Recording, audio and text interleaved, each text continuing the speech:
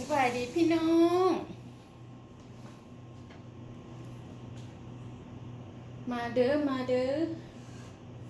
มากินข้าว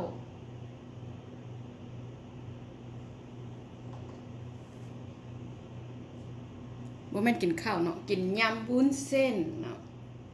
ใส่ตีนไก่ใส่กุ้งกับมักพริ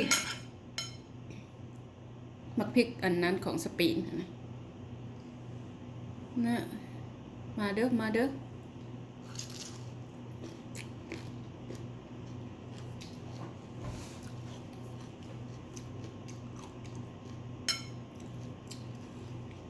ใส่มักสลีใส่ตีนไก่เนาะพักบกครบแต่กระยาเนาะยากกินหลายมื้อเลยเด้นี่นะแต่ว่าอดข้าวแรงช่วงนี้โอ้ยบุญเส้นกับบริตัดออกเลยยาวๆเลย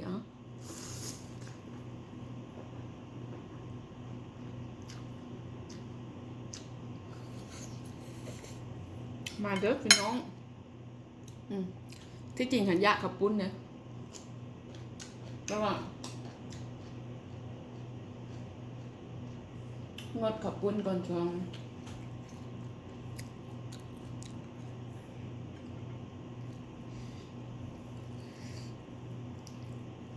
อดข้าวแรงมาตั้งว่าจักมือละทิศเดียวบ่แม่นทิศได้ทิศปลายแล้ว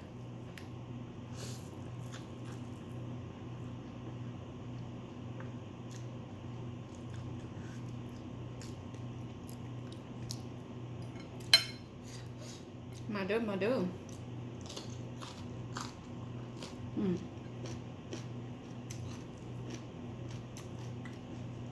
ใส่กุ้งนำ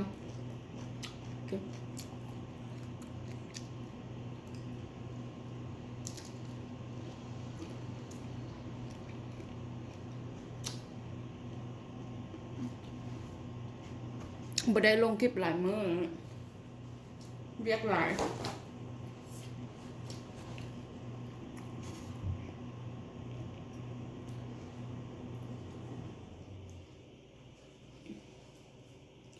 ก็เลยบ่ได้ลงคลิปเลยช่วงแต่แบบกันยังไปเบิ่ง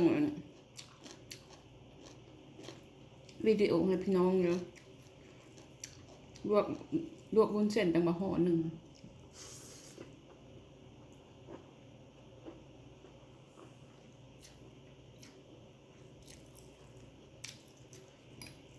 หมูเป็นอย่างบุเนาะพี่น้องเป็นบ่บางคนบ่แม่นบางคนเนาะนกนี่จะเป็นเดี๋ยวกินวุ้นเส้นบ้านใดตึงท้องยามนั้นชุดนี้ก็สิลองเบิ่งอีกอยู่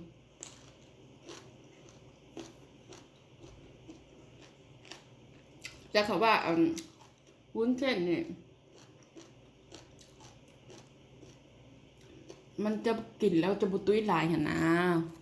กุ้งตัวใหญ่ๆ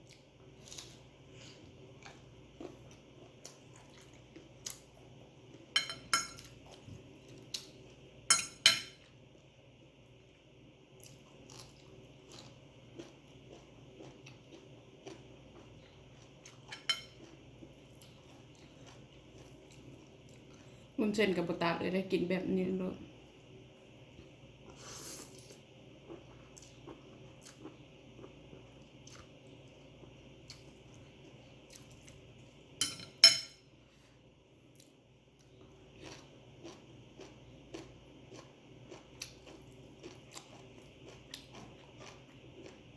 ใส่ตีนน้ำได้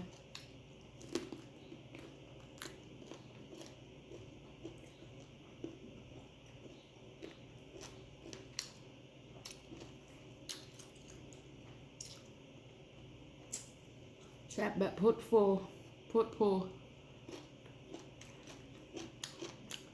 แซ่บใ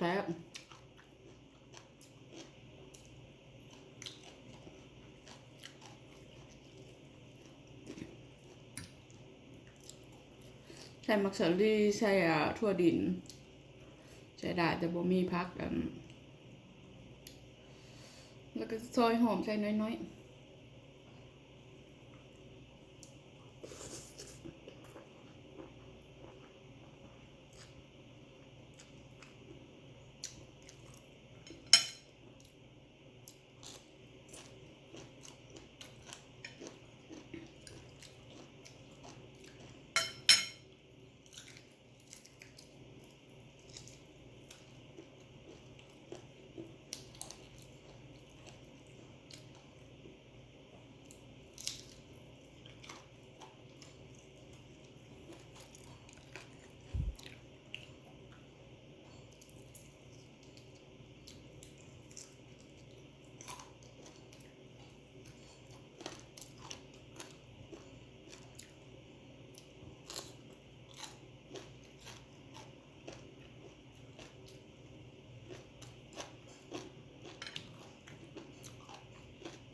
มาพริกอันนี้มันไม่เผ็ดเด้อพี่น้อง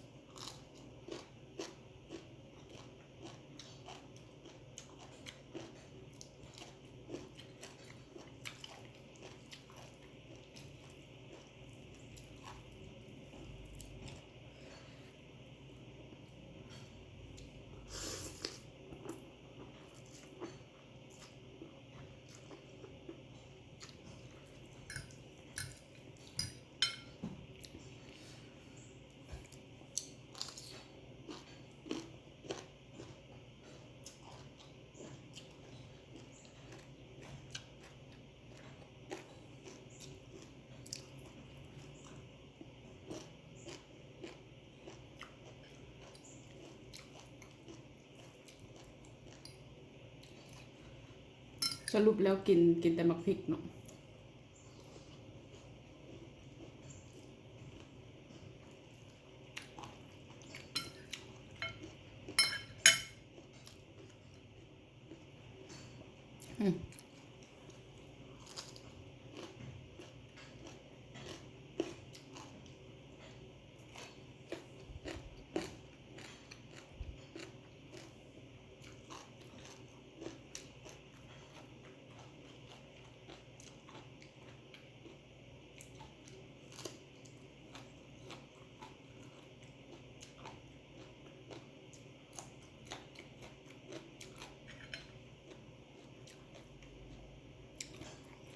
ไปแล้วพี่น้อง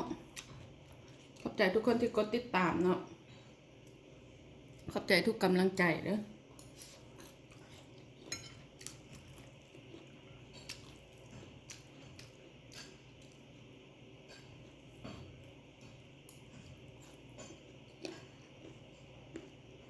เที่ยงไปเนาะแกงกองเป็น